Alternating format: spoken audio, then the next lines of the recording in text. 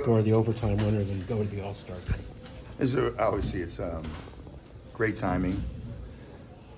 It's funny, before overtime started, I was thinking, when's the last time Frankie scored a goal? I couldn't recall. He had scored so many early. Excuse me, I just gulped up a bunch of food. Bad timing. We'll use that on the radio.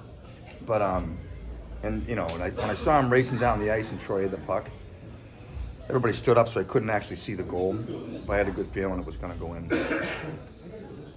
As far as the other part of the game, Troy Terry came through in the clutch. Yeah. Troy's been terrific. He's I don't know what, somebody had asked me this earlier, I don't know what point in the season it was that he kind of turned into Troy Terry, but throughout the season, I know, Newell kept reminding me that he's a really good player, and, we were frustrated with his turnovers. He seemed lost out there earlier in the season. Even when we were winning games, he wasn't really visible offensively in a consistent way. And I'd puzzle him what was going on, express frustration after games and in the coach's office. And then Newell kept saying he's just struggling right now. He'll turn the corner. And, Pat and I had talked about it as well. And now I'm seeing why he was rewarded with a long-term contract to be kind of a building block for the franchise. Not that he wasn't a good player before, but what he's doing now is elite. What he was doing before was inconsistently elite.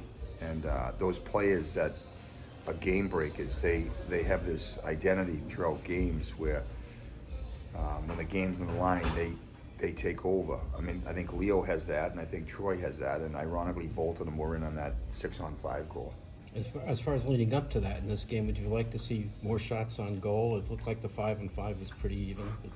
Yeah, we could just play this record over and over again. I say it every game. I mean, even the third period, I was like begging him after 2 periods to just shoot it. I don't care if it's a knuckleball, just sift one down there, try and create a second opportunity. And then there was one shift, I think it was Vakanen was on the ice. There was like 3 shifts, like 3 reps in a row. He went down the left side, and either he missed the net or he fumbled it or it never made there. And I said to Brent Thompson, I said, I don't know if we're going to get any shots from our D on the net. The whole night it had been, and give San Jose credit, they blocked a ton of shots. I don't know what the total was at the end of the game, but they were blocking shots and getting sticks on pucks, and that contributes to frustration. You want to try and see some sort of second opportunity when it's directed at the net, and we just weren't getting them. So they were doing a good job blocking them, and they were doing a good job getting sticks in front of their net.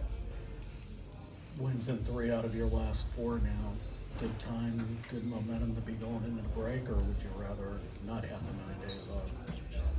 I don't know. I don't think about it that way. I think the 9 days comes as a blessing a bit, because we have a number of guys out. Jones is out, Killorn's out, Zegras is out, Minty's out.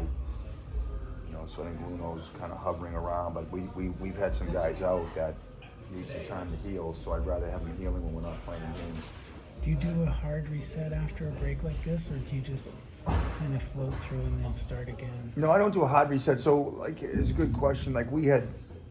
It's been a learning experience for me, too, as a first-year head coach in the NHL. I mean, I've been in the NHL before as an assistant coach, but it was, 5 years ago. And then working in the Avalanche organization, you're kind of in the minor league, so I'm not really watching what Jared does and how they pre-scout and evaluating the other teams' players. So I've had an opportunity to, do a reset and go, okay, what are we going to value here as a group? What can we take from the first, whatever it was when that happened, 45 games, and what can we do to convert that into a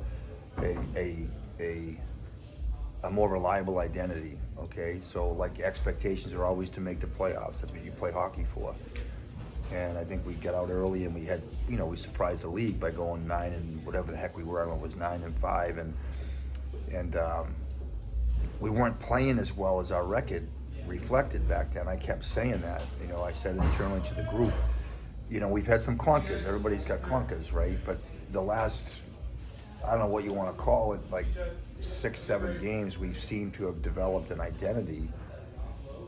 We may not win every game, but to me as a coach, I'm not going to share with you publicly, certain things that we are doing, internally reflect the identity that we're trying to build here for the long term. It's stuff that you taught them, or stuff they figured out on their own? Well, some of it's just natural stuff that just has to mesh together, and other stuff is stuff that we've been talking about since training camp. It's like, there's a mystery. Why do some people pick things up really quickly? I mean, we all went to math when we were kids, right? Some kids picked up algebra quicker than others did. I don't know why. If it's IQ, if it's experience, if it's discernment, I don't know what it is. But, we did an exercise last week that I'm not going to get into it, that allowed our guys to actually communicate what they feel we were as a group and what we needed to do to execute that plan to win games. I found it was refreshing. It kind of woke me up, like, wow, I thought they knew this stuff, and maybe they knew it, but they didn't really prioritize it. Terry in there a minute ago said our team in a way that had a sincerity that I don't remember seeing earlier in the season. And that's some of the stuff that we've done as a staff, is try to create a kind of a leadership group that recruits players into investing in the team, and that everybody has a role in the team, win, lose, or tie, and that spills over into practice, into the weight room. And that's when this the word culture is used so often in every sport, but ultimately, that's what culture is. I call it, hockey is a very tribal sport. It's kind of a primitive thing to say, but we carry clubs, we have blades on our skates, we have weapons on our elbows. I mean, it goes back to thousands of years, right? So when you have a tribal kind of a nature to hockey, it's our responsibility as coaches to try and create, like you said, that synergy and that togetherness that's going to allow us to play well together.